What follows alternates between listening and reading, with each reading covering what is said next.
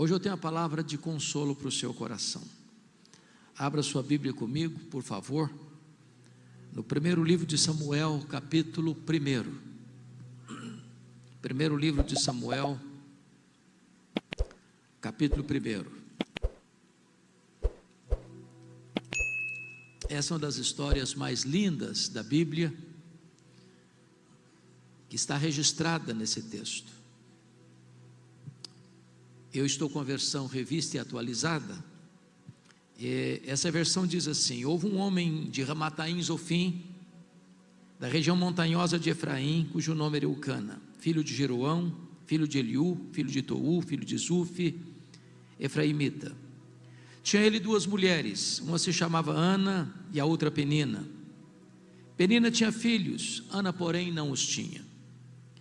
Este homem subia da sua cidade de ano em ano a adorar e sacrificar ao Senhor dos exércitos em Siló. Estavam ali os dois filhos de Eli, Rofni e Finéias, como sacerdotes do Senhor. No dia em que Eucana oferecia o seu sacrifício, dava ele porções deste a Penina, sua mulher, e a todos os seus filhos e filhas. A Ana, porém, dava a porção dupla, porque ele a amava, ainda mesmo que o Senhor a houvesse deixado estéril. A sua rival a provocava excessivamente para irritar, porquanto o Senhor lhe havia cerrado a madre. E assim o fazia ele de ano em ano. E todas as vezes que Ana subia à casa do Senhor, a outra irritava, pelo que chorava e não comia. Então Eucana, seu marido, lhe disse: Ana, por que choras? E por que não comes? E por que estás de coração triste? Não te sou eu melhor do que 10 filhos? Após terem comido e bebido em Siló, estando Eli o sacerdote assentado numa cadeira junto a um pilar do templo do Senhor, levantou-se Ana e com amargura de alma orou ao Senhor e chorou abundantemente e fez um voto dizendo: Senhor dos exércitos, se benignamente atentares para a aflição de tua serva e de mim te lembrares, da tua serva te não esqueceres, e lhe deres um filho varão, ao Senhor o darei por todos os dias da sua vida, e sobre a sua cabeça não passará navalha.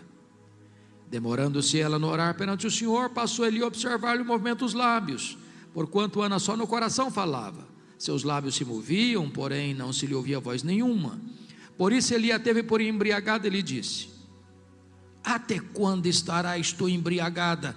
Aparta de ti esse vinho. Porém Ana respondeu: Não, Senhor meu, eu sou mulher atribulada de espírito. Não bebi nem vinho nem bebida forte, porém venho derramando a minha alma perante o Senhor. Não tenhas, pois, a tua serva por filha de Belial, porque pelo excesso da minha ansiedade, da minha aflição, é que tenho falado até agora. Então lhe respondeu Eli: Vai-te em paz, e o Deus de Israel te conceda a petição que lhe fizeste. E disse ela: Acha tua serva a mercê diante de ti. Assim a mulher se foi seu caminho e comeu, e seu semblante já não era triste. Levantaram-se de madrugada e adoraram perante o Senhor, e voltaram e chegaram à sua casa a Ramá. Eucana coabitou com Ana sua mulher, lembrando-se dela o Senhor, ela concebeu. E passado o devido tempo, teve um filho, a que chamou Samuel, pois dizia: Do Senhor o pedi. Agora verso 26. Disse Ana a Eli: Ah, meu Senhor, tão certo como vives, eu sou aquela mulher que aqui esteve contigo orando ao Senhor. Por este menino orava eu, e o Senhor me concedeu a petição que eu lhe fizera, pelo que também o trago como devolvida ao Senhor por todos os dias que viver, pois do Senhor o pedi. E eles adoraram ali o Senhor. Amém. O meu tema é: não desista de seus sonhos.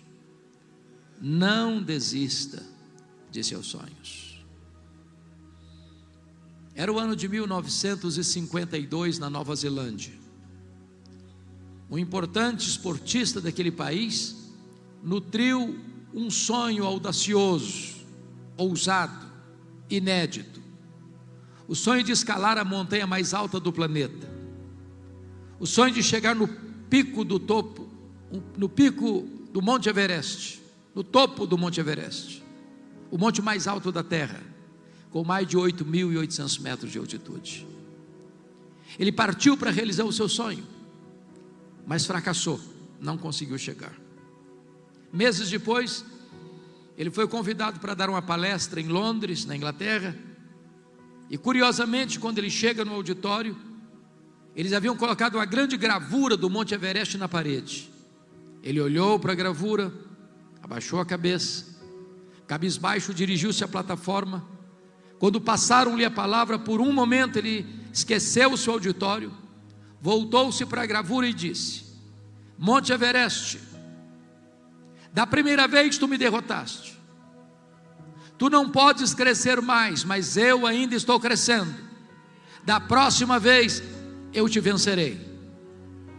6 meses depois, Edmund Hillary era o primeiro homem da história a chegar no topo do Pico Everest, deixando-nos um legado: não desista de seus sonhos. Eu sei que você tem sonhos, todos nós os temos. Quem não sonha não vive. Quem desistiu de sonhar, desistiu de viver.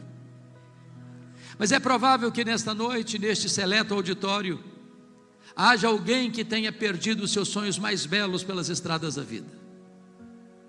Talvez haja entre nós nesta noite alguém que já viu os seus sonhos mais bonitos se transformando em pesadelo.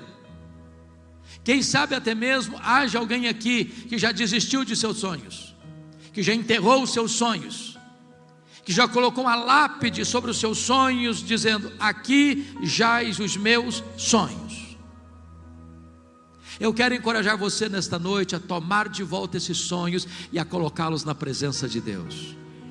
Nós estamos diante do Deus que faz milagres, e esta igreja é um milagre de Deus. Nós estamos na presença daquele para quem não tem causa impossível, não tem problema insolúvel, não tem casamento irrecuperável, não tem doença incurável. Nós estamos adorando o Deus Todo-Poderoso, para quem não há coisa demasiadamente difícil. Esse texto retrata uma mulher que tinha um sonho legítimo, o sonho de ser mãe. Porém o sonho de Ana está sendo adiado.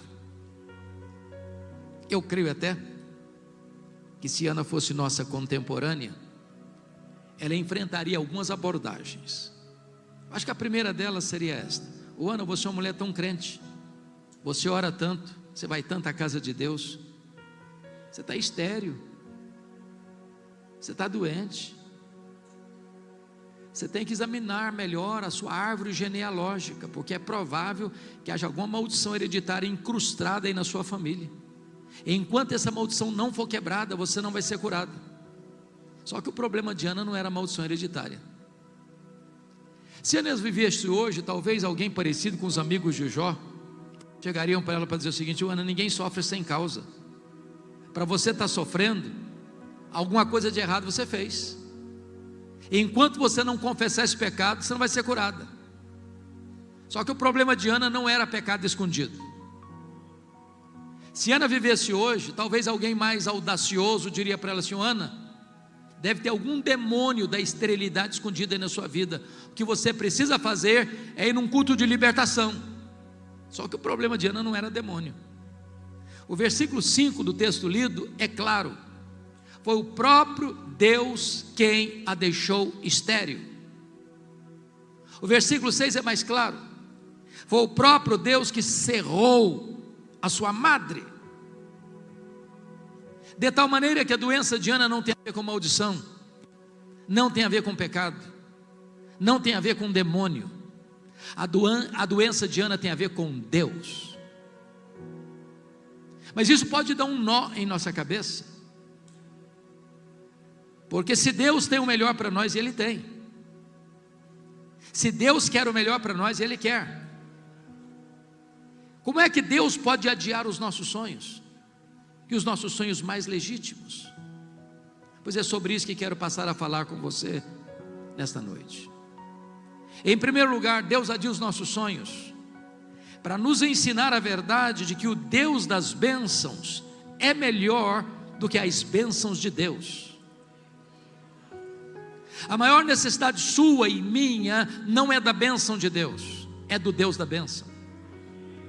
Você poderia ter todas as dádivas de Deus: saúde, família, trabalho, prosperidade, amigos, influência, poder. Mas se você não tem Deus, a sua vida continua vazia. Nós estamos vivendo uma geração que tem transformado o evangelho de teocêntrico, cristocêntrico, para antropocêntrico. Às vezes é o homem que quer que a sua vontade seja feita no céu, em vez de desejar que a vontade de Deus seja feita na terra. Só que esse não é o evangelho. O evangelho não está centrado no homem. Você e eu não somos o centro do universo, Deus é. Segundo lugar, por que Deus adia os nossos sonhos? Deus adia os nossos sonhos para nos ensinar que tudo que temos, tudo que somos, veio de Deus, é de Deus e deve ser consagrado de volta para Deus. Ana disse para Eli: por este menino orava eu, pelo que o trago como devolvido ao Senhor por todos os dias da sua vida. Se Ana não tivesse entendido isso, ela teria feito de Samuel um ídolo na sua vida. A vida dela teria gravitado ao redor de Samuel. Às vezes nós pedimos uma bênção para Deus e Deus não la concede. E às vezes nós transformamos aquela bênção num ídolo e substituímos o abençoador pela bênção. Por exemplo, você pede a Deus prosperidade e Deus dá prosperidade. A bênção do Senhor enriquece, com ela não tem desgosto. Riquezas e glórias vêm de ti. É Deus quem fortalece as nossas mãos para adquirirmos riquezas. Aí a pessoa começa a prosperar, compra mais uma casa, compra mais um apartamento, compra mais um carro, compra mais um sítio, compra mais uma ação na bolsa de valores. E aí ele não consegue mais frequentar a igreja, ele não consegue vir num dia de semana mais à igreja. Ele está tão ocupado cuidando das bênçãos de Deus que não tem mais tempo para o Deus das bênçãos. Ele não consegue mais ir para uma reunião de oração, para uma vigília de oração. Ele substituiu o abençoador pela bênção. Ele transformou a bênção num ídolo. É necessário você e eu entendermos que a vida que temos é de Deus, a família que temos é de Deus, a casa que moramos é de Deus, o carro que andamos é de Deus, o trabalho que temos é de Deus, o dinheiro que recebemos é de Deus. Então consagre de volta para Deus o melhor daquilo que Deus tem dado para você. Põe o seu Samuel no altar de Deus nesta noite.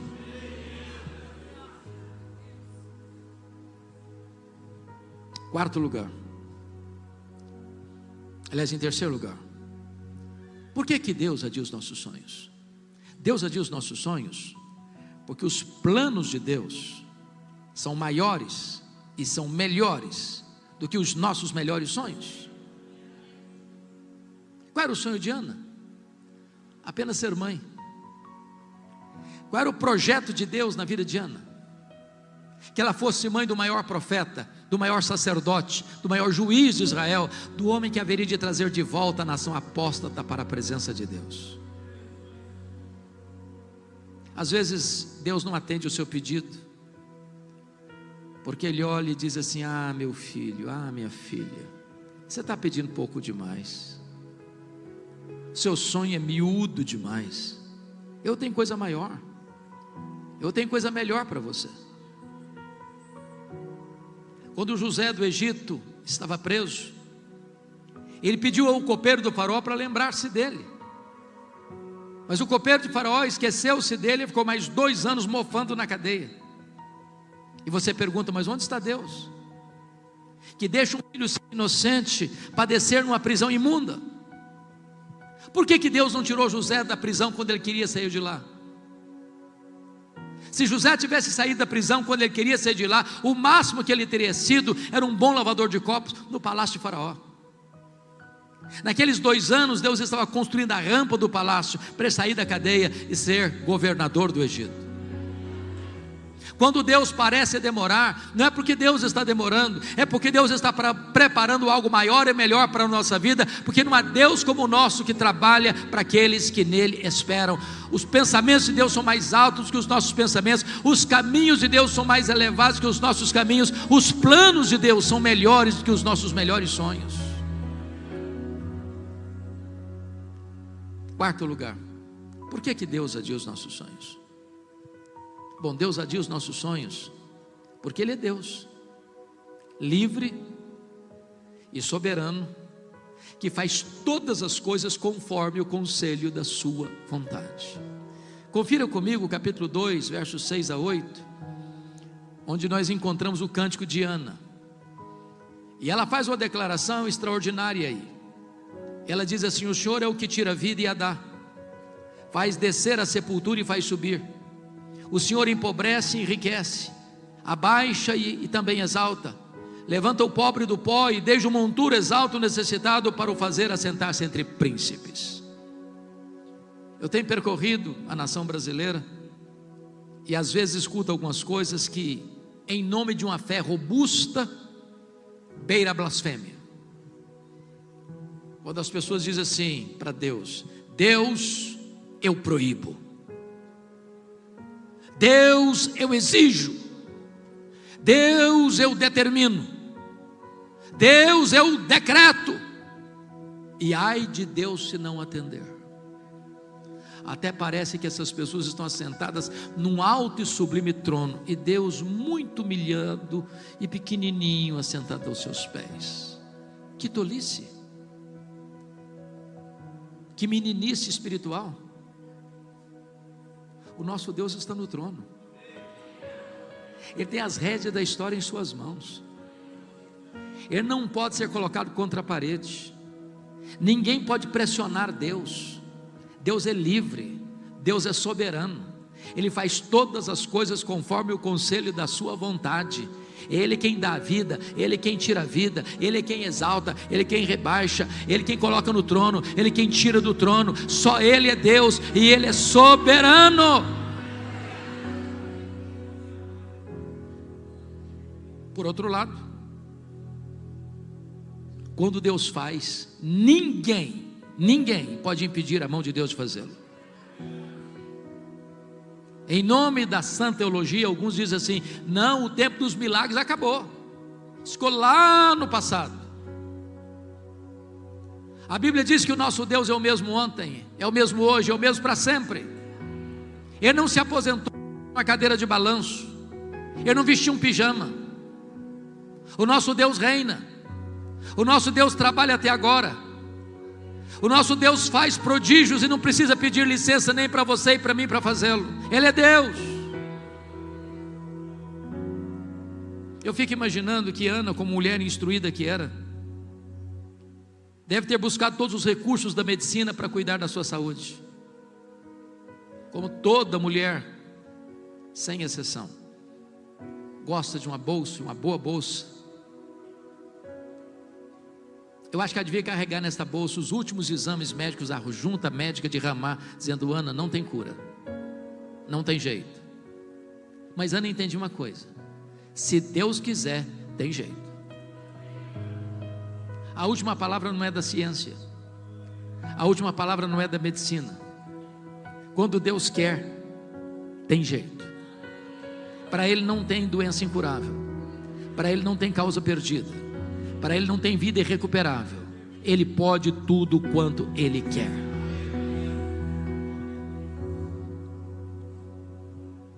Eu estava numa visita pastoral lá em Vitória, num hospital da cidade. Quando eu chego no hospital, haviam 3 mulheres na porta. E quando eu cheguei, percebi que eram pessoas da minha cidade, do interior do estado do Espírito Santo. Ali estava uma jovem de 17 anos, com um estado muito crítico de saúde, de um câncer que estava devastando o seu corpo. Na minha cidade não tinha CTI, como não tem até hoje. E o médico que acompanhava o tratamento disse: você precisa ir para Vitória, você precisa de um CTI, nós esgotamos todo o tratamento aqui. Só que naquele dia não tinha vaga no CTI. E eu fui conversar com o diretor, era meu amigo, longamente. E ele disse: pastor, não funciona assim. Eu não posso tirar um paciente para botar outro. Hoje eu não posso recebê-la. Confesso que fiquei um pouco frustrado. Voltei para a porta do hospital e fiz algo, pastor Eliseu, que eu não tenho o hábito de fazer. Não sei se fiz novamente, mas naquele dia fui impulsionado a fazê-lo. Eu disse para aquela jovem: minha filha, aqui não tem vaga para você, mas nós podemos fazer algo melhor que isso. Nós podemos orar e pedir que Deus cure você. E ali na porta do hospital eu impus as mãos sobre ela e pedi para Jesus curá-la. Quando terminou a oração, aproxima-se um rapaz que também conhecia aquela jovem e disse: olha, você tem um primo que é médico numa outra cidade do estado e lá tem CTI, então vamos ligar para lá. Peguei o telefone, liguei, ele atendeu. Disse: pode trazer minha prima para cá, tem vaga, e traga todos os exames, eu quero conferir tudo. Ele chega, percebe a gravidade dos exames, do que estava lá, submeteu-a a novos exames, rigorosos exames, e não constatou mais nada em seu corpo. Ela foi liberada para ir para casa naquele dia.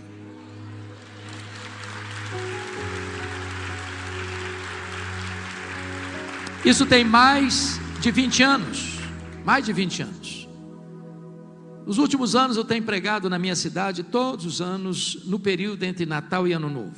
O ano passado, pregando lá, depois do culto, tirando algumas fotos com algumas pessoas, aproxima-se uma senhora, muito bonita inclusive, e me fez uma pergunta que nunca se deve fazer a um pastor: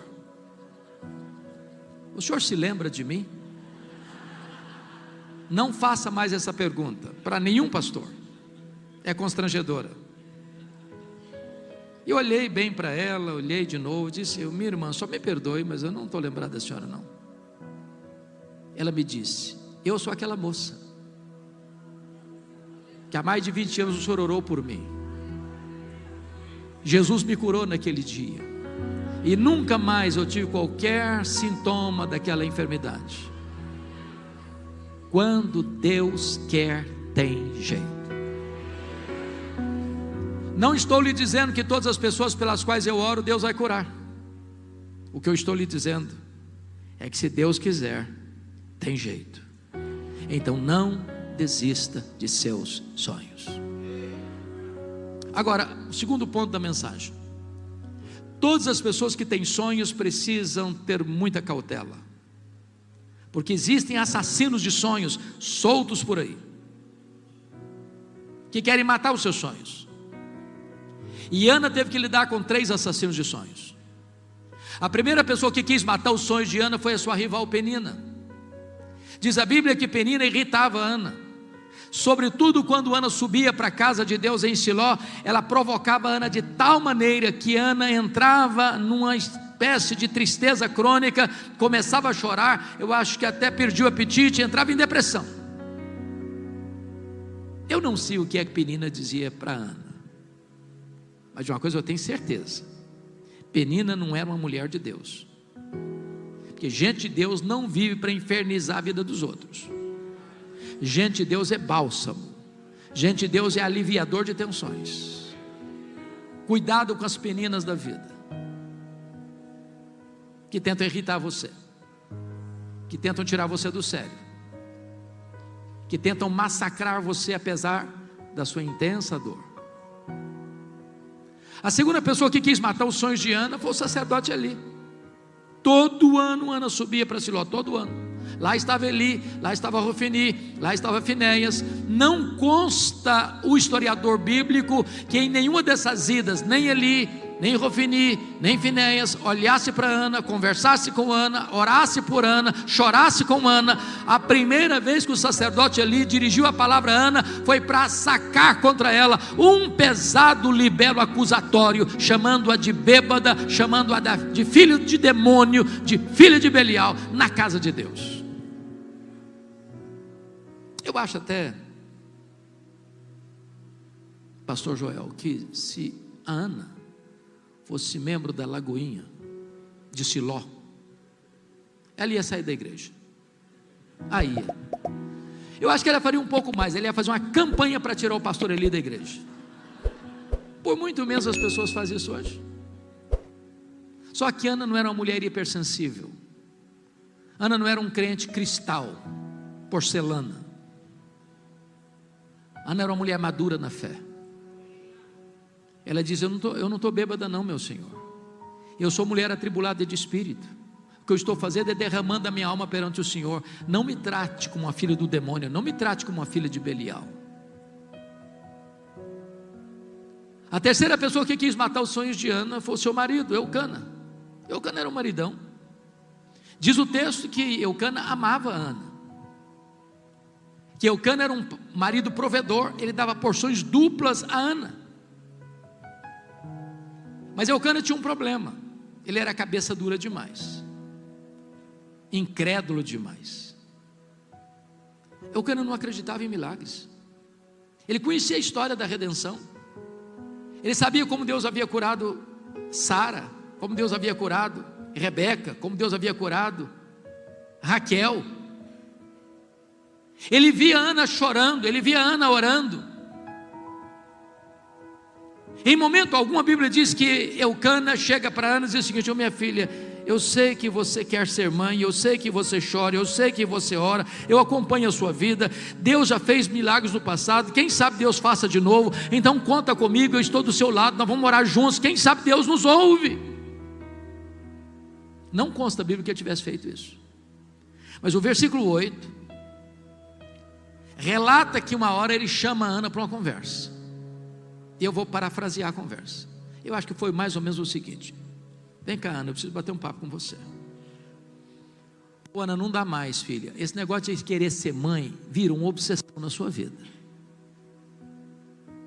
Você está completamente doente, mulher. Chega de chorar, para com isso. Você não sabe que a junta médica de Ramá já deu o resultado, que não tem cura. Para que você insiste numa causa perdida? Vira essa página, mulher. Aliás, Ana, você não está nem curtindo o maridão que você tem. Você não sabe que eu sou melhor que 10 filhos para você? Se fosse hoje eu diria: Ana, pense em mim, liga para mim, chore por mim, não chore por ele, Ana. Assassino de sonhos, cuidado que isso pode estar dentro da sua casa. Não desista de seus sonhos. O terceiro e último ponto da mensagem tem a ver com o que você vai fazer quando os seus sonhos são adiados.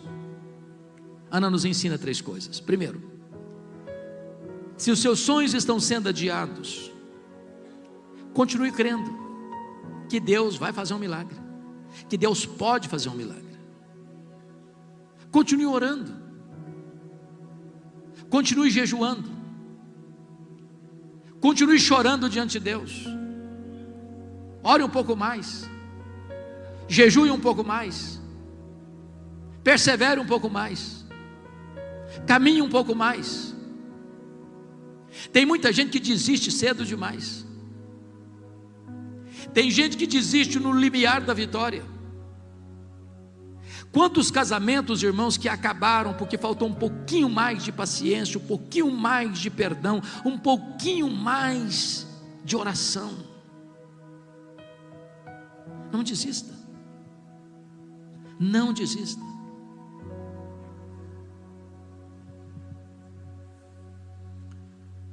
Norman Vincent Peale foi um pastor metodista. Ele escreveu o seu primeiro livro. Todo escritor enfrenta problemas para publicar o seu primeiro livro. As editoras não acreditam. Aliás, as editoras, via de regra, nem olham o conteúdo. Dão uma boa desculpa: não está no nosso calendário, nós temos outras prioridades, quem sabe no futuro.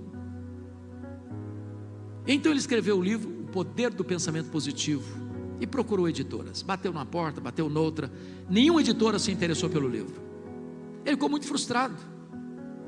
Chegou em casa, jogou os rascunhos do livro na lata do lixo e disse: no lixo vão ficar os meus sonhos de escritor.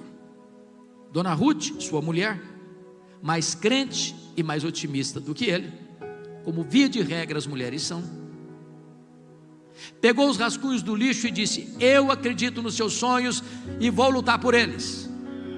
Bateu em outras portas, encontrou uma editora que se interessou pelo livro. Resultado: esse livro já vendeu mais de 40 milhões de exemplares, um dos maiores best-sellers da literatura. Estavam no lixo. Não desista de seus sonhos. Um dos homens que mais me encantam na política americana é Franklin Delano Roosevelt. Estudou em Harvard, estudou na Columbia, fez uma carreira política brilhante, mas o sonho dele era ser presidente dos Estados Unidos da América. Entretanto, com 39 anos de idade, ele sofre poliomielite e fica paraplégico numa cadeira de rodas. Alguém se aproxima dele e diz: numa cadeira de rodas você nunca será presidente dos Estados Unidos. Ele respondeu: pois eu nunca vou desistir.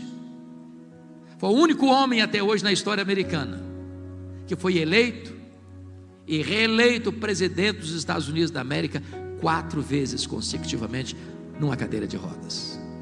Não desista de seus sonhos. A segunda coisa que Ana nos ensina, se você quer lutar pelos seus sonhos, é tomar posse das promessas da palavra de Deus. No versículo 17, o mesmo Eli que chamou Ana de bêbada, agora abre a boca e é um profeta de Deus. Quando diz para Ana: vai em paz para a tua casa e o Deus de Israel te conceda a petição que lhe fizeste. Essa palavra é boa, essa palavra vem de Deus. Essa palavra Ana hospeda no coração, e essa palavra trouxe cura e libertação para Ana. Eu sou pastor há 43 anos, e eu já vi muita gente adoecer, emocional,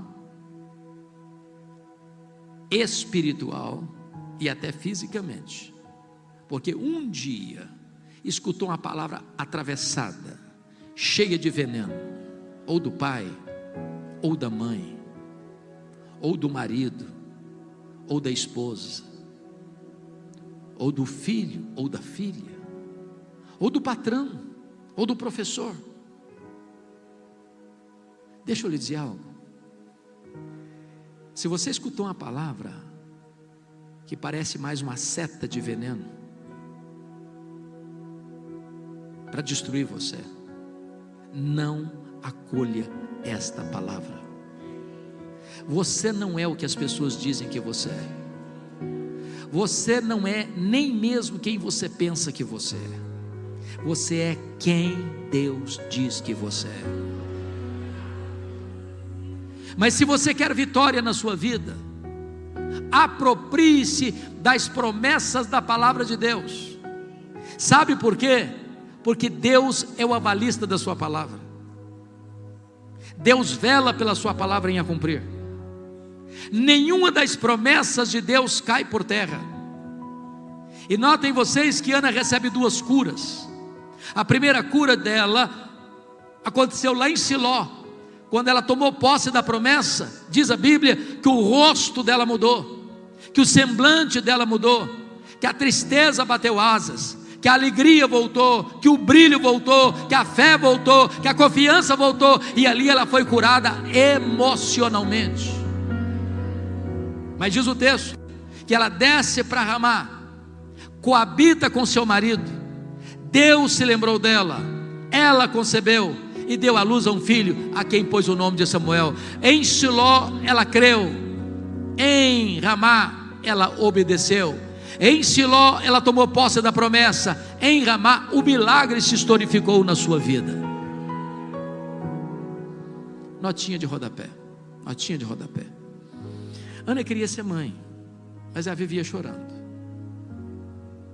Preste atenção nisso. Via de regra, um marido não tem muita atração por uma mulher que está com o rosto coberto de lágrimas. Ela queria ser mãe, mas ela afastava ainda mais o marido.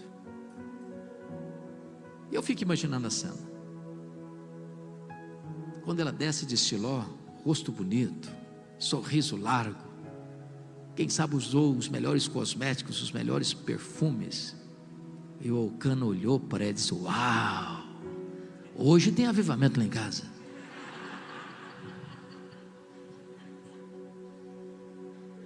E as duas coisas se uniram. A bênção de Deus e a iniciativa humana.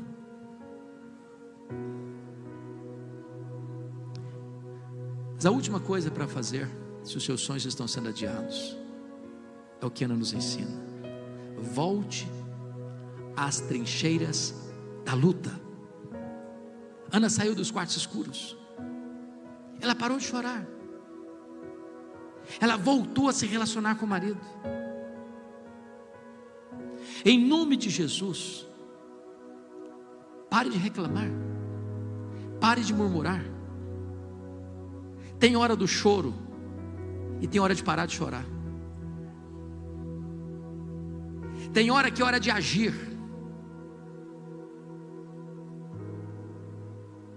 Lute pelo seu casamento, lute pela sua família, lute pelos seus filhos, lute pela sua casa.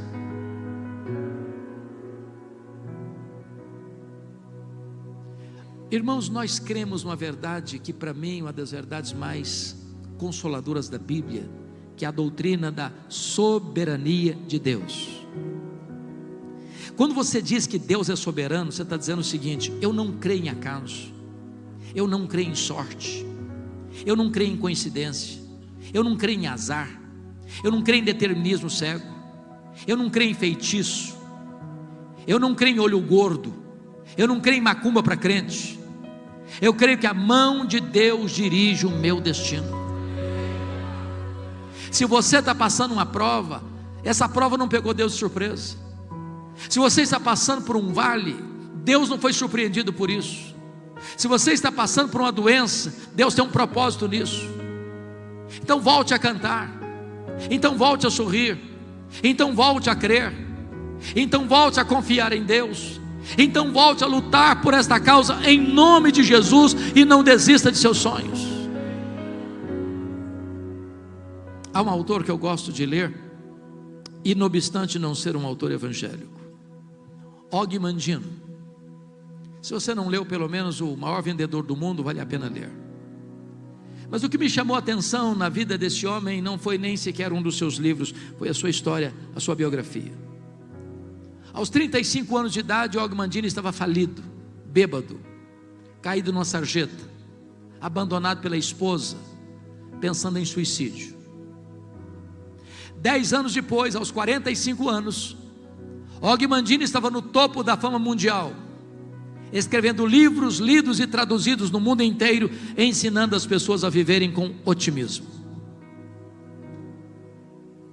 Ora, se um cara que não é crente consegue viver com otimismo, e você, que é filho de Deus, você que acorda e pode dizer: este é o dia que o Senhor fez, alegremo-nos e regozijemo-nos nele.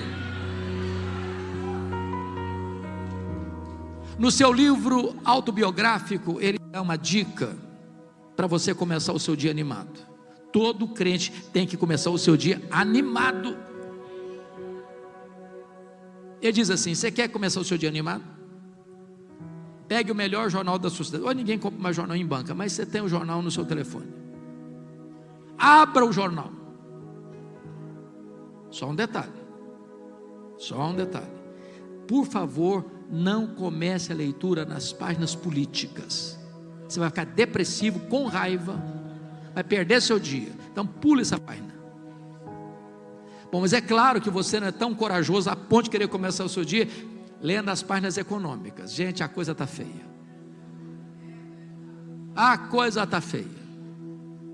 A taxa de juros é 15% ao ano. Você vai ficar preocupado e depressivo, então pula essa página também. Bom, você não é tão corajoso a ponto de querer começar o seu dia lendo as páginas policiais. Você vai ficar com medo de sair de casa. Então pula essa página também. Bom, você também não é tão corajoso assim para querer começar o seu dia lendo as páginas esportivas. De repente você é corintiano e o negócio também está feio para o seu lado. Então pula essa página também. Você quer começar o seu dia animado? Diz ele. Começa a leitura na página do obituário, a lista das pessoas que morreram. Só um detalhe: você tem que ler tudo. Os nomes grandes, os nomes pequenos, lê tudo. Quando você terminar essa leitura, você vai descobrir algo fantástico. Você vai descobrir que o seu nome não está nessa lista. Você vai descobrir que as pessoas que estão nesta lista dariam tudo para estar no seu lugar, mas elas estão mortas. Você vai descobrir que você está vivo. E se você está vivo, um milagre de Deus pode acontecer na sua vida hoje. Não desista de seus sonhos.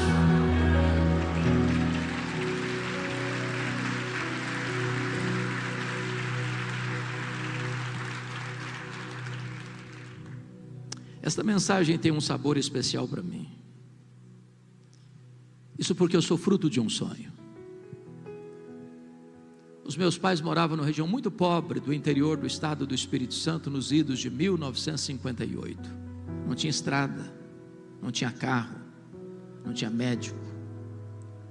Quando a pessoa ficava doente, ela precisava ser transportada numa padiola. Padiola é um lençol amarrado num varal, duas pessoas caminhando pela trilha. O posto médico ficava a 40 quilômetros. A minha mãe estava grávida do seu último filho, no estado adiantado de gravidez, quando caiu gravemente enferma. Meu pai sabia que ela não suportaria uma viagem padiola de 40 quilômetros. Mandou mensageiros para buscar o médico. Ele veio, examinou-a e disse: essa mulher não vai sobreviver. Ela está muito doente, ela está muito fraca, e a criança está em agonia de morte no seu ventre. A única chance de salvar a mãe é sacrificar a criança. Se não tirar a criança, a mãe morre junto com a criança. Naquele impasse, a minha mãe tomou uma outra decisão. Disse: eu não abro mão desse filho, eu não desisto desse filho, eu estou pronta a morrer com ele, eu estou pronta a morrer por ele, mas eu não desisto dele. Naquela hora ela fez um voto para Deus e disse: meu Deus, se tu poupares o meu filho, eu consagro este filho para ti, para ser um pastor, para ser um pregador do evangelho. Deus ouviu a oração da minha mãe e eu nasci. Nasci na roça, trabalhando na enxada desde a minha mais tenra infância. Fui calçar o meu primeiro par de sapatos com 8 anos de idade, com as mãos calejadas. Onde eu morava não tinha escola, a não ser escola primária. Nunca ninguém tinha saído dali para fazer além de 4ª série primária. Com 8 anos de idade eu entrei na escola. Com 12 anos já tinha encerrado a minha carreira estudantil. Na minha casa não tinha livros, só tinha um dicionário velho, sujo, rasgado. Com 10 anos eu comecei a decorar as principais palavras daquele dicionário. Eu tinha uma sede de estudar que não cabia em mim. A minha professora que me alfabetizou estava se mudando para Vitória, capital do estado. E sabendo do meu sonho de estudar, ela me perguntou: você tem coragem de vir comigo? E eu, que nunca tinha dormido uma noite fora de casa, disse para ela: se os meus pais deixarem, eu vou. Com 12 anos de idade, eu nunca tinha visto um aparelho de televisão. Com 12 anos de idade, eu nunca tinha entrado numa cidade. Com 12 anos de idade, eu subi na carroceria de um caminhão e fui parar no pior bairro da Grande Vitória, dentro de um mangue, do lado de um prostíbulo. Um barraco de tábuas de 4 cômodos, com 10 pessoas. Um dos meus últimos livros eu dediquei a essa professora, e até hoje eu não entendo o que Deus fez. Ela tinha todas as razões do mundo para não levar mais ninguém para dentro da sua casa, e ela me levou. Tempos dificílimos.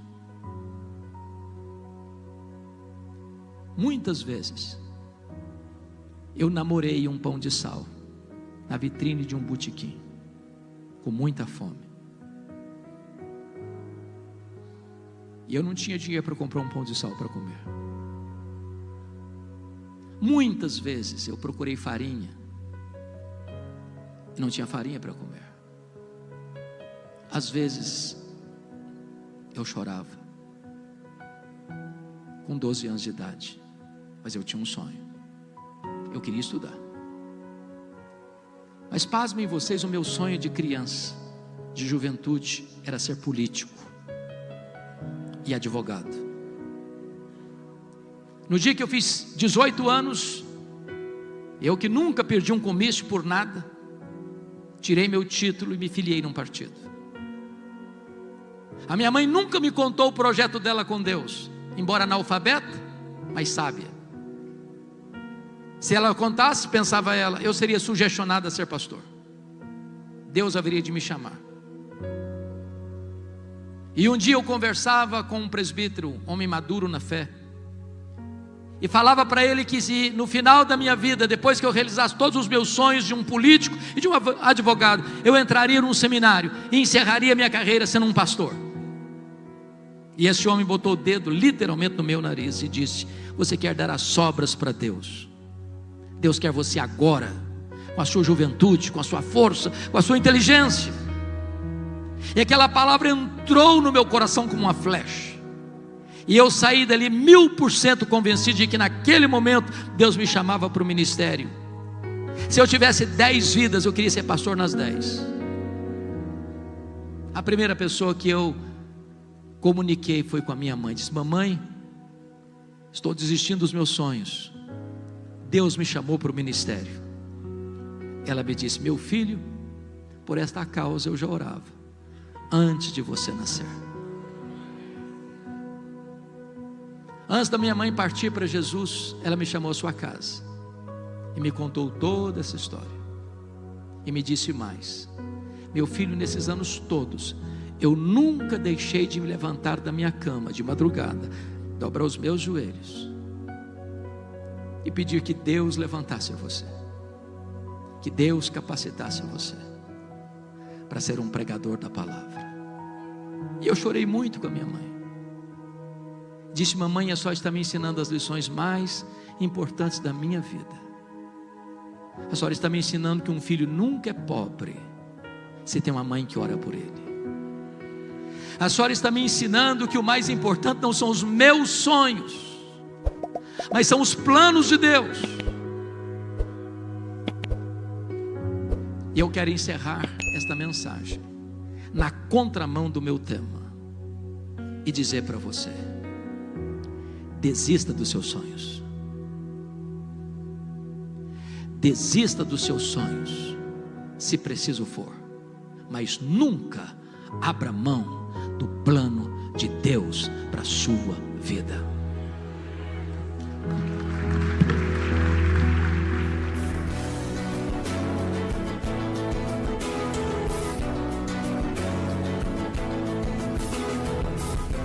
Palavra da Verdade, com Hernandes Dias Lopes. Palavra da Verdade, com Hernandes Dias Lopes. Abra sua Bíblia comigo, por gentileza. Livro de Apocalipse, capítulo 5. Faremos a leitura dos versos 1 ao verso 14. Apocalipse, capítulo 5.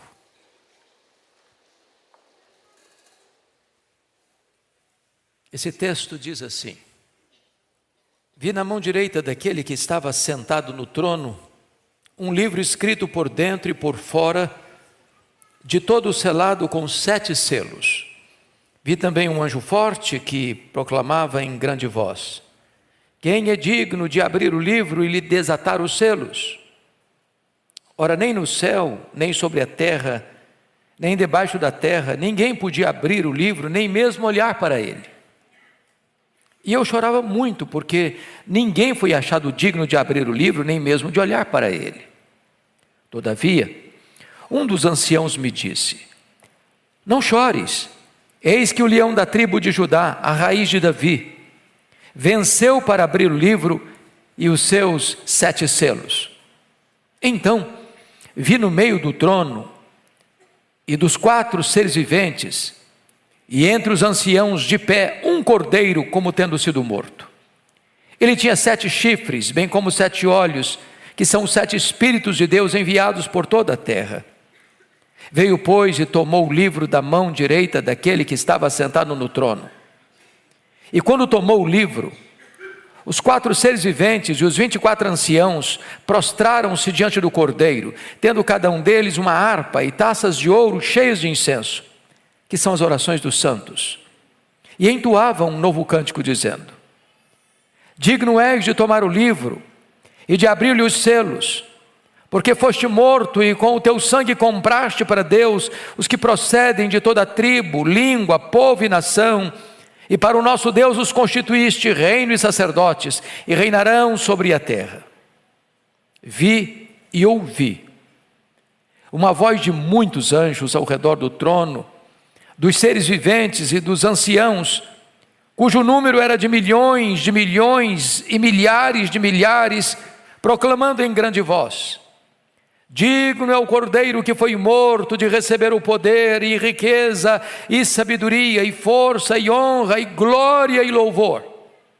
Então ouvi que toda criatura que há no céu e sobre a terra, debaixo da terra e sobre o mar, e tudo que neles há, estava dizendo: àquele que está sentado no trono e ao cordeiro seja o louvor e a honra e a glória e o domínio pelos séculos dos séculos.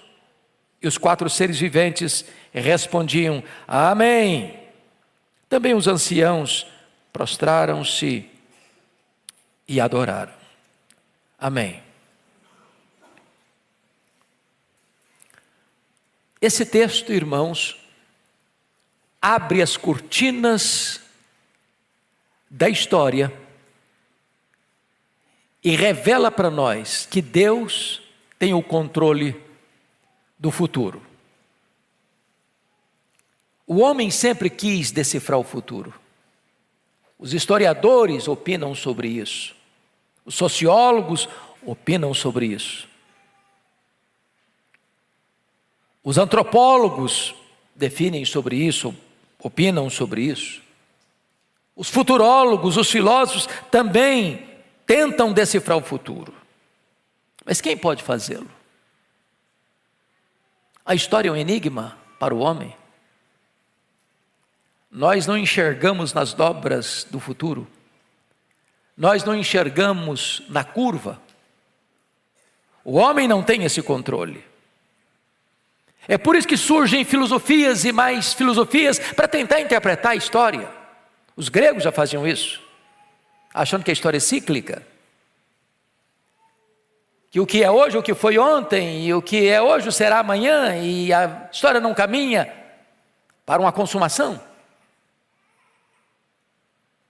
Mais recentemente, os existencialistas ateus afirmam que a história não tem propósito, a história não tem significado, não há um plano, portanto não há esperança. Os teóricos que trataram desta matéria não ofereceram nenhuma ajuda. Por exemplo, Friedrich Hegel disse no seu livro Filosofia da História que os povos e os governos nunca aprenderam da história.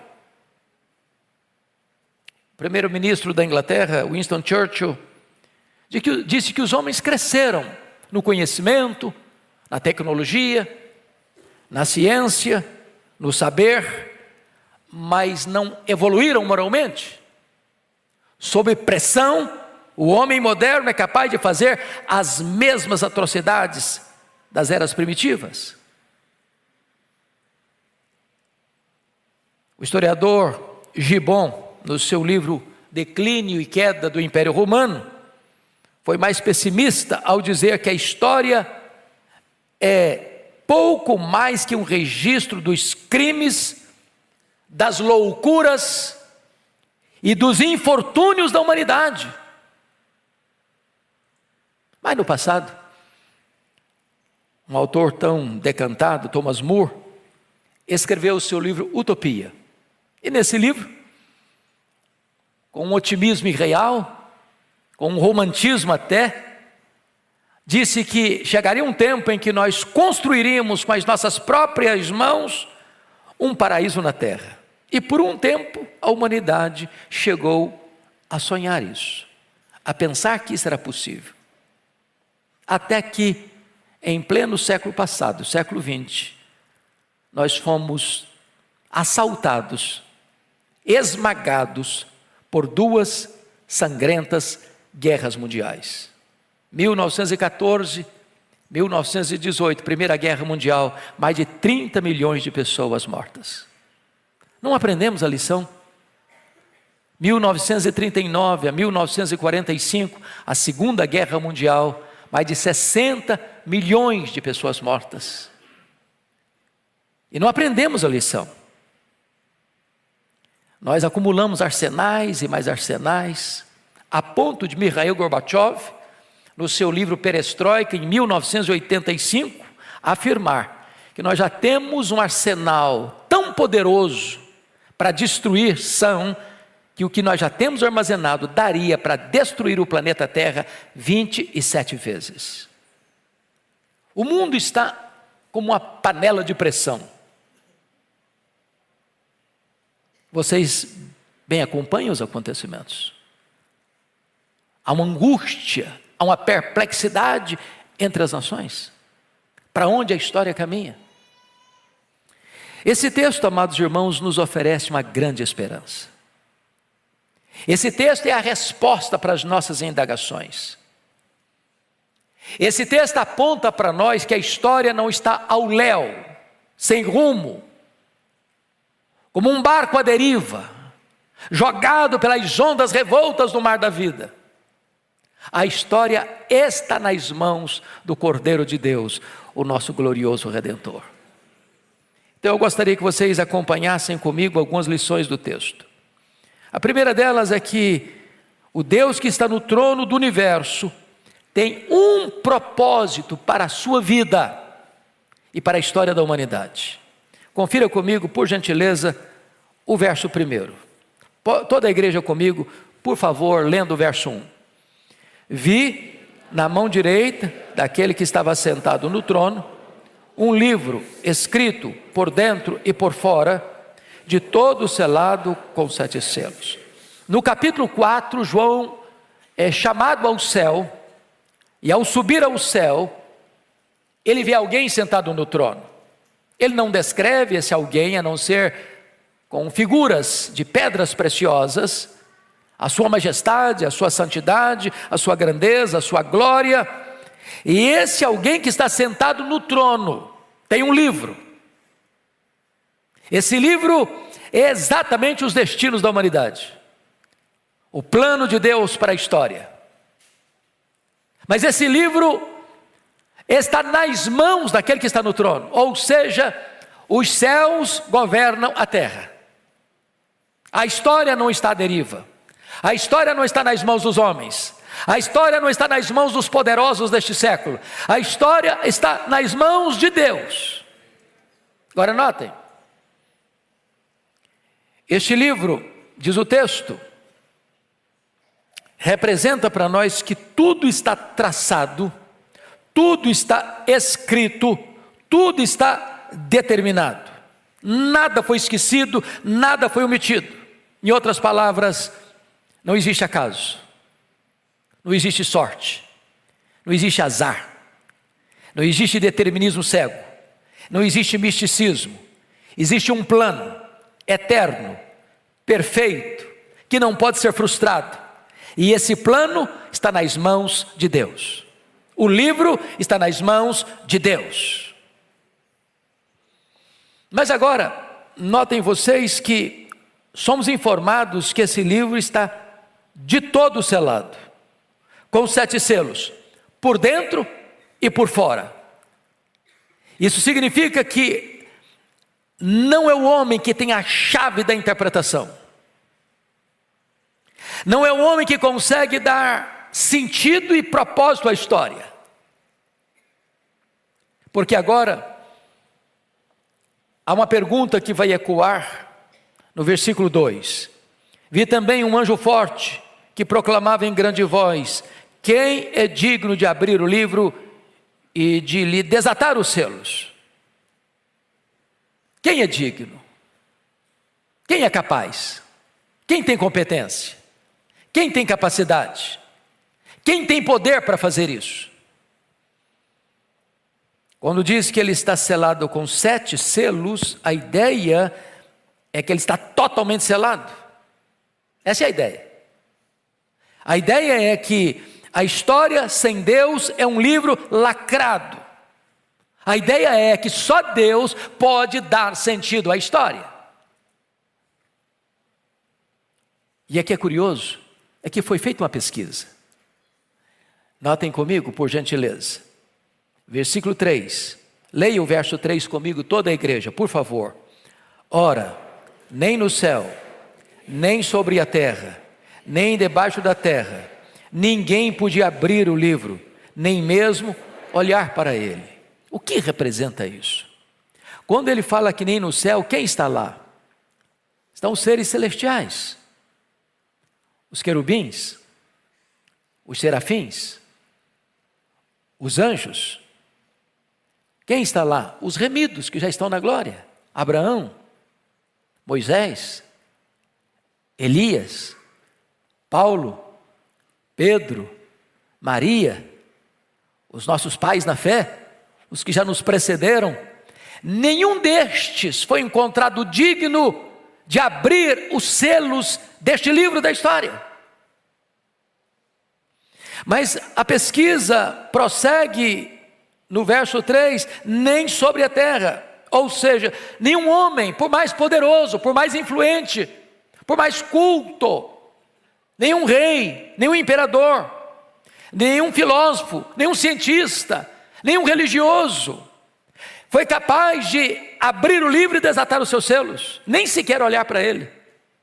Mas a pesquisa avança, no verso 3, nem debaixo da terra, ou seja, nem o diabo, nem os demônios, nem os espíritos atormentados podem revelar a você o sentido da história, nenhuma voz do além, ninguém do mundo dos mortos, nenhuma entidade espiritual é capaz de dar ao homem a interpretação da história, clarear os rumos da história.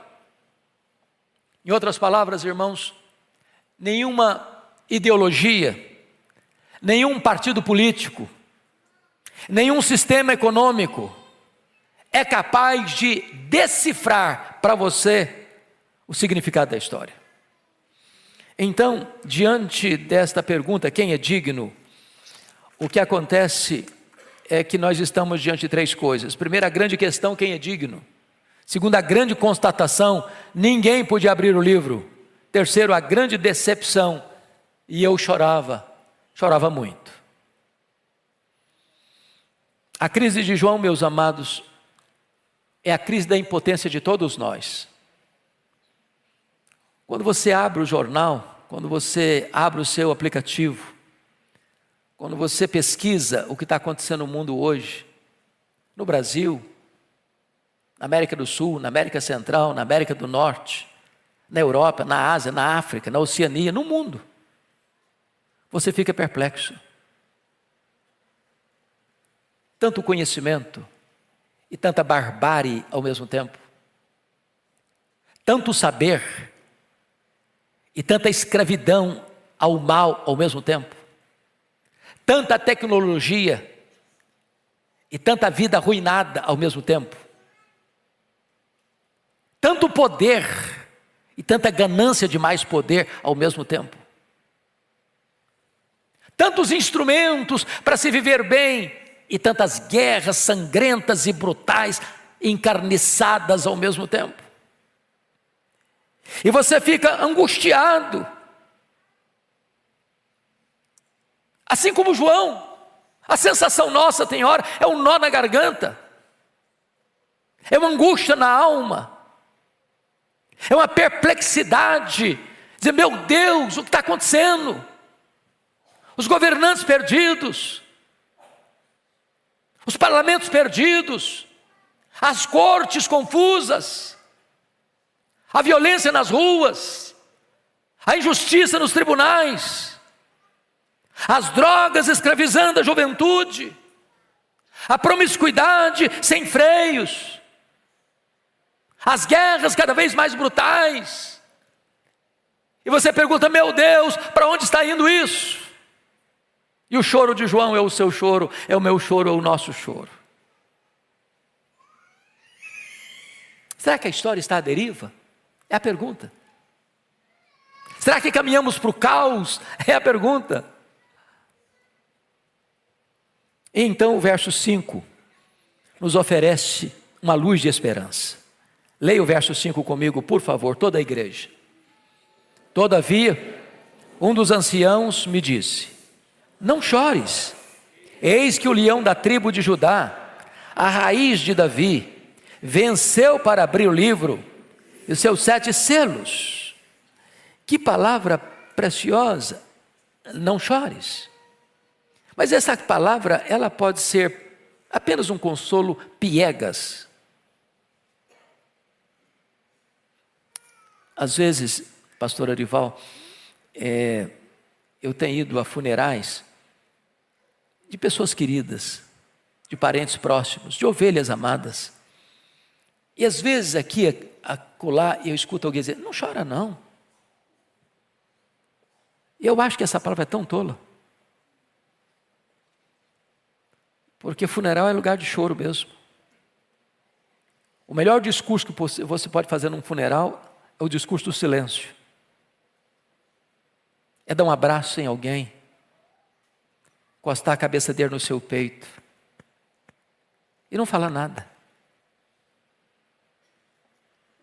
Mas quando João escuta isso, não chores, não é um conselho vazio, não é uma palavra vazia.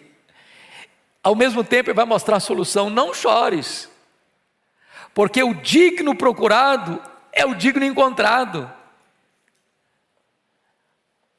O leão da tribo de Judá, a raiz de Davi, venceu para abrir o livro. E ele venceu a morte, e ele venceu o diabo, e ele venceu o pecado, e ele venceu o mundo. Ele tem capacidade, ele tem poder, ele tem autoridade, ele tem competência para dar significado à história e à vida. Mas notem comigo que no verso 6, e eu quero que você, por gentileza, leia comigo o verso 6 e o 7 juntos, vamos lá? Então, vi no meio do trono, dos 4 seres viventes, e entre os anciãos, de pé, um cordeiro, como tendo sido morto. Ele tinha 7 chifres, bem como 7 olhos, que são 7 Espíritos de Deus, enviados por toda a terra.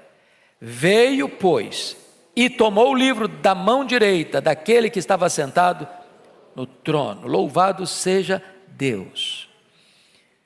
Veja bem que ele está no meio do trono. E quem é ele? João, com figura de linguagem, vai apresentar-nos os 3 grandes atributos incomunicáveis de Deus, que pertencem também ao leão da tribo de Judá, a raiz de Davi. Que atributos são esses? Primeiro, ele tem o quê? 7 chifres. E essa é uma linguagem figurada. Chifre é símbolo de poder. 7 da perfeição. 7 chifres significa que ele é onipotente. O que mais? Ele tem o quê? 7 olhos. Aqui a ideia de que ele enxerga tudo, que ele vê tudo, que ele sonda todos. Se é 7, significa que ele é também onisciente. Ele é onipotente e ele é onisciente. Mas quando diz que são os 7 Espíritos de Deus enviados por toda a terra, representa que ele é também onipresente. Esse que está no meio do trono tem capacidade, tem credencial, tem autoridade para pegar o livro. E agora o verso 7, veio, pois, e tomou o livro da mão direita daquele que estava sentado no trono. Deus Pai assentado no trono, o Deus Filho agora pega o livro da mão direita do Deus Pai, e ele agora venceu para abrir o livro e desatar os seus selos. A história vai dar um curso, vai ter um curso. Ela não está solta, ela não está à deriva, ela não é governada pelo acaso, ela não é governada pelos astros, ela não é governada pelo misticismo humano, ela não é governada pelos poderosos deste século, ela é governada pelo Senhor Jesus.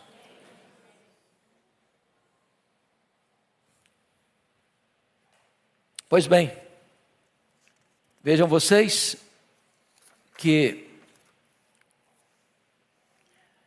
ele tem uma marca no verso 6, como tinha sido morto.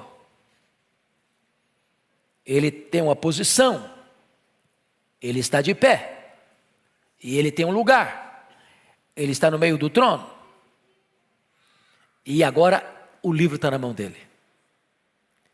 Bom, vamos agora a uma outra parte desta mensagem, que é a mais prática. A pergunta é, já que o livro da história está nas mãos de Jesus, que é onipotente, é onisciente, é onipresente, é todo-poderoso, quais são as implicações dessa verdade para a nossa vida? E João começa então a elencar quais são essas implicações. Primeira implicação, versículo 8, toda a igreja comigo, por favor, toda a igreja. E quando tomou o livro, os 4 seres viventes e os 24 anciãos prostraram-se diante do Cordeiro, tendo cada um deles uma harpa e taças de ouro cheias de incenso, que são as orações dos santos. Primeira implicação. Agora você pode ter garantia de que as suas orações são ouvidas e são atendidas. Vale a pena orar. Porque o mediador da sua oração é aquele que está com o livro da história nas mãos. Quem está com o livro da história nas mãos é poderoso para fazer incursões na história, para mudar situações na história. Irmãos amados, oração não é apenas para eu me sentir bem. Oração não é apenas para eu ter um momento assim agradável, gostoso. Oração é a coisa mais revolucionária que pode acontecer na sua história.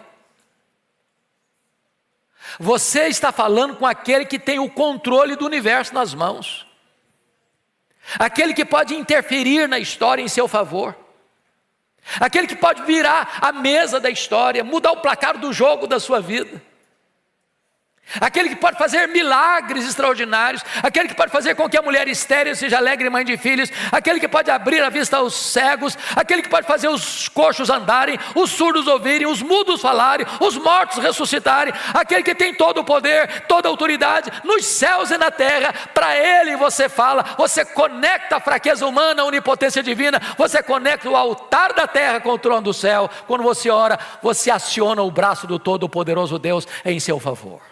Vale a pena orar. Faz sentido orar. Segundo lugar, leia comigo o verso 9, por gentileza. Toda a igreja. E entoavam novo cântico, dizendo: digno és de tomar o livro e de abrir-lhe os selos, porque foste morto e com o teu sangue compraste para Deus os que procedem de toda tribo, língua, povo e nação. Verso 10, e para o nosso Deus os constituíste reino e sacerdote, e reinarão sobre a terra. Então preste atenção nisso, vale a pena, irmãos, evangelizar. Parece que o tema do nosso culto é este. Sabe por que vale a pena evangelizar? Porque Jesus já comprou com seu sangue. O que comprou com seu sangue? Gente de todo grupo étnico, tribo. Gente de todo grupo linguístico, língua. gente de todo grupo político, povo, gente de todo grupo social, nação. Já comprou. Em outras palavras, ao morrer na cruz, Jesus não apenas possibilitou a salvação, a morte dele foi vicária, foi substitutiva. Ele morreu pela sua igreja, ele deu a sua vida pelas suas ovelhas, e agora todos aqueles por quem Cristo comprou com o seu sangue, cabe-nos a nós levarmos esta mensagem do Evangelho e chamarmos esta pessoa com a gloriosa mensagem da salvação. E estas pessoas, ao ouvir este Evangelho, o tampão será tirado dos ouvidos, a venda será tirada dos olhos, o coração de pedra vai ser trocado por um coração de carne, e as pessoas vão se render ao Salvador Jesus Cristo nosso Senhor. Bendito seja Deus. A tarefa de evangelização não é fracassada.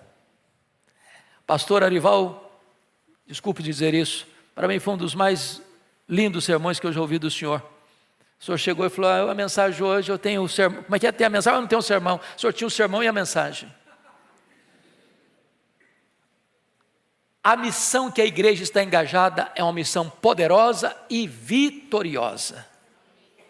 Poderosa e vitoriosa. Deus tem os seus. E quando nós levamos o Evangelho, o Senhor chama a todos aqueles que o Pai desde a eternidade amou, porque em Cristo, na cruz do Calvário, morreu e comprou com seu sangue. Terceiro lugar. Isso deve levar-nos a tomar posse da nossa mais alta posição espiritual. Leia o verso 10 comigo, por favor. Vamos repetir o 10. E para o nosso Deus, os constituíste reino, sacerdotes, e reinarão sobre a terra. Vocês bem sabem que lá no Antigo Testamento, um sacerdote não podia ser rei, um rei não podia ser sacerdote. Quando o rei Uzias, do alto da sua arrogância, quis ocupar a função de sacerdote e ficou leproso.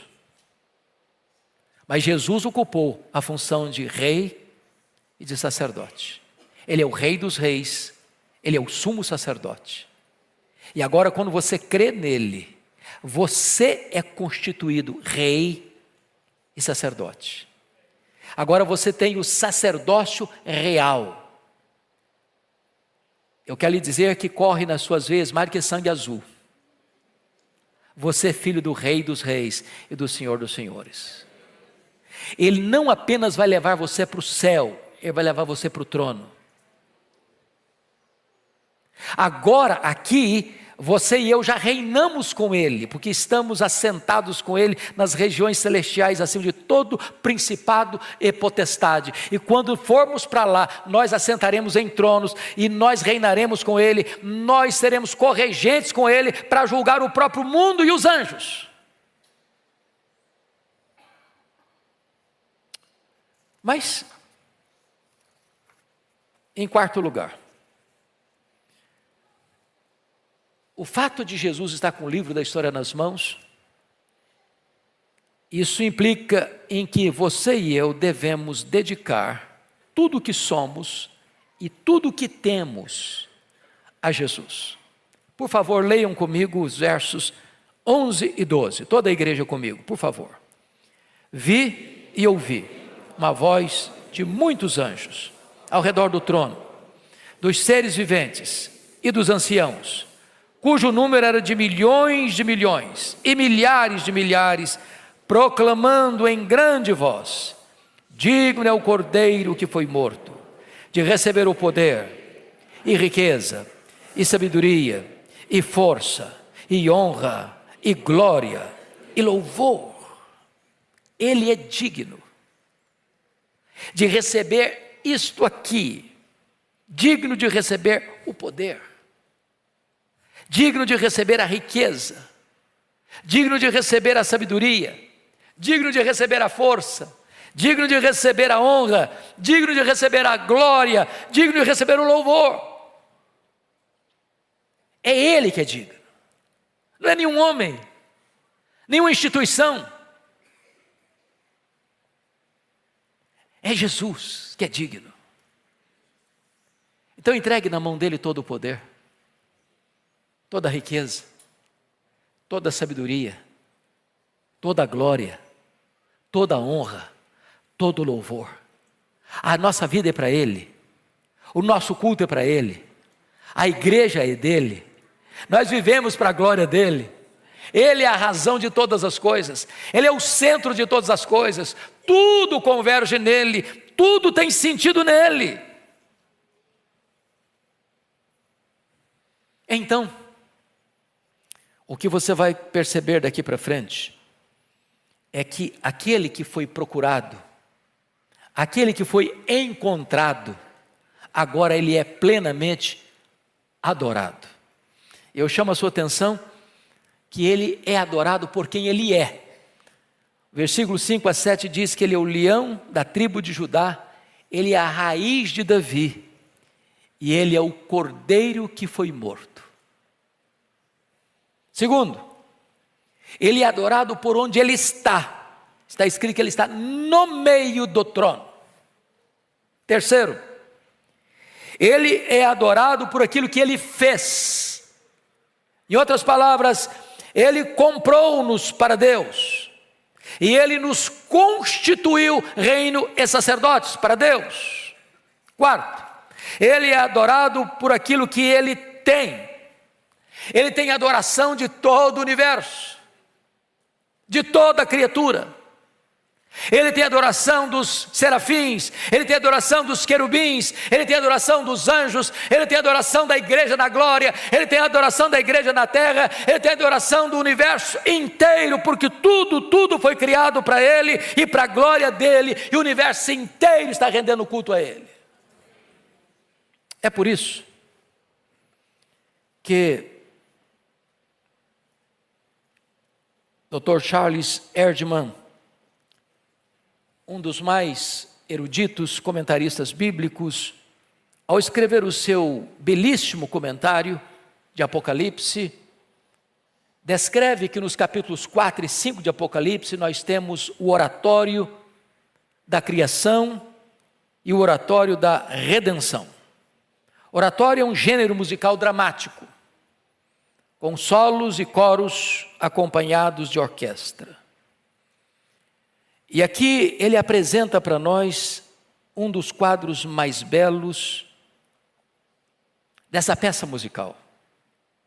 E eu queria convidar você para entrarmos no maior teatro do mundo. Ele não está em São Paulo, nem em Nova York, nem em Tóquio. Esse teatro é o teatro do universo. O musical que vamos assistir é o mais extraordinário musical jamais apresentado em toda a história. Você e eu estaremos lá, para ouvirmos, para vermos, para nos encantarmos. As cortinas vão se abrir. E quando as cortinas se abrirem, este oratório vai ser aberto com o quarteto do capítulo 4, versículo 8. Os 4 seres viventes. Os 4 seres viventes são um símbolo da igreja glorificada. E a igreja abrirá esse grande musical, nesse teatro cósmico, dizendo: Santo, Santo, Santo é o Senhor Deus, o Todo-Poderoso, aquele que era, e que é, e que há de vir. Então, diante desta música celestial entoada pelos seres celestiais, agora uma outra música toma o espaço desse teatro, no verso 10 e 11, quando então os 24 anciãos, símbolo da igreja da glória, representada pelas 12 tribos, pelos 12 apóstolos, a igreja universal, então entoa a segunda música no verso 11, dizendo: Tu és digno, Senhor e Deus nosso, de receber a glória e a honra e o poder, porque todas as coisas tu criaste, sim, por causa da tua vontade, vieram a existir e foram criadas. Após esta música tão extraordinária, arrebatadora, então vem um solo soleníssimo, no capítulo 5, verso 2, E nesse solo há uma pergunta: quem é digno de abrir o livro e desatar os seus selos? E esse solo é seguido por um responso do capítulo 5, versículo 5, quando diz: não chores, eis que o leão da tribo de Judá, a raiz de Davi, venceu para abrir o livro e desatar os seus 7 selos. Então diz a Bíblia que os serafins, os seres celestiais, e a igreja glorificada, conforme o verso 8, os 4 seres viventes, os 24 anciãos, prostraram-se diante do Cordeiro, tendo cada um deles uma harpa e taças de ouro, cheias de incenso, e eles então entoam uma música dos seres celestiais e da igreja glorificada, no verso 9, dizendo: tu és digno de tomar o livro e de abrir os seus selos, porque foste morto e com o teu sangue compraste para Deus os que procedem de toda tribo, língua, povo e nação, e para o nosso Deus os constituíste o reino e sacerdotes, e reinarão sobre a terra. Então diz a Bíblia, no verso 11, que nós caminhamos para o final deste grande oratório, desta música que ecoa no espaço, e esta mensagem vai mostrar que agora estão lá presentes os anjos, muitos anjos ao redor do trono, os seres viventes, os seres celestiais, dos 24 anciãos da igreja, os seres celestiais mais sublimes, a igreja glorificada, agora começa a cantar e diz: digno é o Cordeiro que foi morto de receber o poder e a riqueza e a sabedoria e a força e a honra e a glória e o louvor. E então, nesse teatro do universo, com a respiração suspensa, se olha e se escuta que todo ser que há no céu, todo ser que há na terra, todo ser que há debaixo da terra, todo ser que há no mar, todo o universo sem fim se une a esta música arrebatadora e apoteótica, que levanta um clamor de louvor, de gratidão, de exaltação ao Deus que está no trono e ao Cordeiro, no verso 13, dizendo: àquele que está sentado no trono e ao Cordeiro seja o louvor e a honra e a glória e o domínio pelos séculos dos séculos. E depois dessa música arrebatadora, diz o versículo de número 14, que então os 4 seres viventes, os seres celestiais, dão um grande amém que ecoa por todo o universo: amém! E os 24 anciãos da igreja glorificada não têm outra posição, com o ar e com a respiração suspensa, se prostrar, se ajoelhar e adorar. Esta é a manifestação da glória do nosso Deus. A história não está à deriva. A história está nas mãos do Cordeiro de Deus. Não importa o que está vindo pela frente. Os selos vão ser desatados. As trombetas vão ser tocadas. Os agentes do mal vão se levantar e vão cair. As taças da ira de Deus vão ser derramadas. Mas então, o Rei dos Reis voltará em grande majestade e glória, para julgar as nações.